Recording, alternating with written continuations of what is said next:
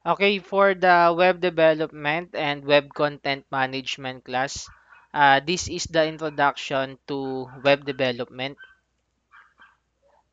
For the common technologies na ginagamit natin, we have three: HTML, CSS, and JavaScript. Ano ba itong mga ito? Ang tatandaan natin, pag sinabing HTML, it is the structure. Halimbawa, sa atin, human, no, or sa tao, meron tayong skeleton. Okay? So, kung bakit ganito yung build natin or yung pagkakatayo natin dahil sa skeleton. Okay? For the CSS naman, it is the style. Halimbawa ulit sa human, kung bakit ganyan kaganda yung kapwa natin or kagwapo dahil sa skin. And for the JavaScript, it is the interactivity or the function. Again, for the example again ay yung human. Okay? Ito yung brain. Kung bakit nakakapaglakad tayo na imumove natin yung ating mga paa or na itataas natin yung ating mga kamay, that is because of our brain. So, parang ganun lang din yung JavaScript. So, imagine ninyo, magtatayo tayo ng bahay. Ano yung una nating kailangan? Siyempre, may hollow blocks, may semento, may buhangin, saka may mga bakal. So, para ito sa structure, no? Para mabuo natin kung ano yung gusto nating bahay. Then, siyempre, pangit naman kung ganun lang, no? So, lalagyan natin yan ng pintuan, ng bintana, lalagyan natin yan ng bubong, di ba? Ng pintura. So, yun na yung style. Okay? So, in web development, that is CSS. Then, lastly, no, yung JavaScript, sabi natin interactivity or function. Kung sa pagpapatayo ng bahay yan, pwede tayo maglagay ng, halimbawa, sa pintuan. Gusto natin, automatic na siyang bumubukas. So, pwede tayo maglagay ng fingerprint.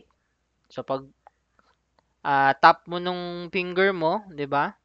At na-detect nyo na, ay, sa may-ari ito yung naka-register. Bubukas na ng kusa yung pinto. Okay, so that's JavaScript. So, lahat itong tatlong to, yan yung common technologies na ginagamit natin to create a website. Okay, so let's start with HTML. Ano ba ibig sabihin yan? Hypertext Markup Language. Okay?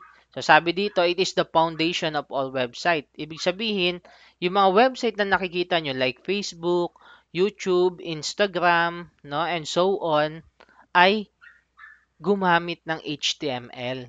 Okay? So may mga elements tayo na ginamit. Ano yung mga elements na yon or yung mga tag na yon? Dito sa example natin, meron tayong H1, may P, may A, saka div. Ano yan? Yung H1 is the heading. Kadalasan yan sa title. Halimbawa, Facebook. Yan, makikita ninyo yan sa taas. May title doon, may Facebook. Halimbawa naman sa mga description, sa mga sentence, or sa paragraph, ang ginagamit natin dyan ay yung P. Ibig sabihin yan ay paragraph. Then, the A element or anchor element, it means that kailangan natin maglagay ng link. Okay, so ginagamit natin siya kapag gusto niyo maglagay ng link. Ano ba, yung mga nakiklik natin, di ba? So, naman sa Facebook, kinlik nyo yung icon na may uh, uh, sa marketplace, di ba? Yung icon na lang ginagamit ngayon eh. So, pag click nyo nun, di ba, napupunta siya sa marketplace. So, ibig sabihin, meron siyang anchor element na ginamit. Okay? Then, div naman, para ma-separate, no, mai-organize yung ating elements, no, or yung content, dinidivide natin, okay, using div element. Okay, so gaya ng sabi ko, ayan siya, for text, no, ginagamit natin yung elements for headings, links, paglalagay ng image, later on, may di-discuss natin yan. Ano pa? After ng HTML, ang ibig sabihin naman ng CSS ay cascading style sheet. Okay, sa madaling salita, ito yung nagko-control ng presentation, yung layout, or yung ganda ng ating output. Okay? Or ng ating element. Okay? So, ano yung mga pwedeng baguhin? Halimbawa, yung kulay, yung font, yung sizes. Okay? So, yan yung ginagawa ng CSS. Inaayos niya yon kung bakit ganyan kaganda yung ating mga website. Okay, later on, aaralin natin yan. Meron tayong internal, may inline, at external CSS. Okay, siguro sisimulan natin yan sa inline. Okay, later on, magko-coding tayo. Then, CSS din yung in charge pagdating sa paglalagay ng transition. Okay, kasama yan dun sa style. At yung mga effects. Okay, after CSS, meron tayong JavaScript. Okay, sabi natin kanina, ang HTML ay isang markup language. Ang JavaScript naman ay isang programming language. Anong pinagkaiba nila? So, sabi ko kanina, ang HTML ay para sa structure. Halimbawa nga, di ba, yung pagpapatay ng bahay. Meron kang hollow blocks, meron kang semento. Yun, inaayos muna natin, di ba? Baga pinoform natin. Ngayon, para magkaroon ng function, yung ating binuong, yung pinorm natin using HTML, gagamit na tayo ng JavaScript. Okay? Halimbawa, sa Facebook na lang ulit, meron tayong tinatawag na login form. 'Di ba? Maglalagay tayo username, ng password, tapos may login button.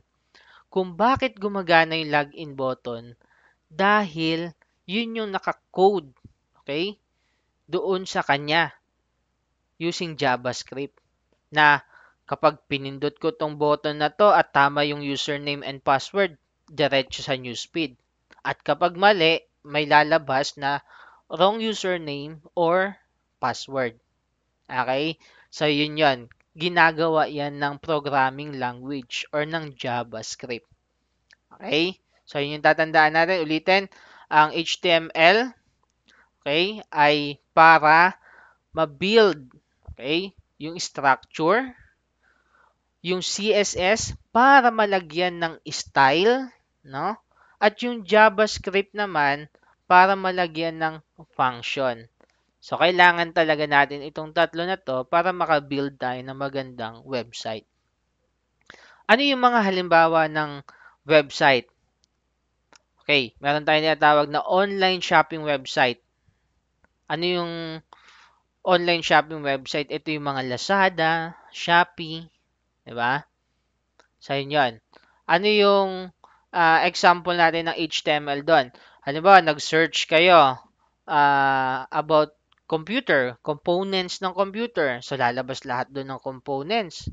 Diba? Or, diba, parts ng computer. Diba? Diba? Gusto niyo bumili ng mouse, ng keyboard, ng monitor, okay? Ng system unit, ng headset. Diba? So, lalabas doon. So, yung mga list ng product, yun yung HTML. Okay? Yun yung pagkaka-build. Ipakita niya lahat ng product na sinerge ninyo. Ngayon, yung kung bakit ganun yung ayos naman kapag tapos yung i-search dahil yun sa CSS. Kasi yun yung layout na gusto niya ipakita.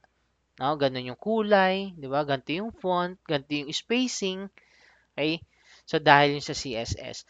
Then, JavaScript naman, syempre, pag nag-search ka, di ba? I-add to cart mo muna yan, no? Or buy now. So, kung bakit naman gumagana yung mga button na yon dahil sa code na nilagay natin using JavaScript. Okay? So, lahat yan ay ginagamit for front-end development. Okay?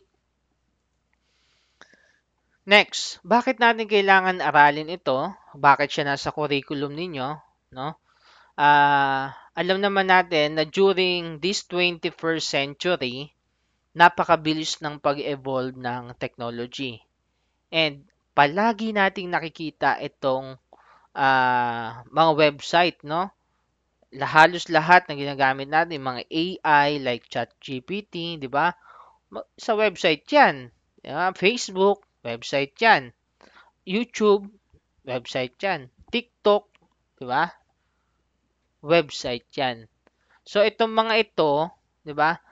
Kailangan alam natin kung paano gumagana. Ba, hindi yung puro lang tayo gamit. No? Di ba? So, aaralin din natin siya. So, kung bakit kasama yun sa curriculum ninyo, dahil ah, during this 21st century, no, ito yung common na ginagamit. Okay? Oh, saan nyo pwedeng i-apply yung matututunan natin? Pwede kayo gumawa later ng portfolio. Malay nyo, di ba? Maging virtual assistant kayo. Di ba? Or maging freelancer kayo. Pwede kayong gumawa ng portfolio ninyo, yung mga output ninyo, or yung mga patungkol sa inyo.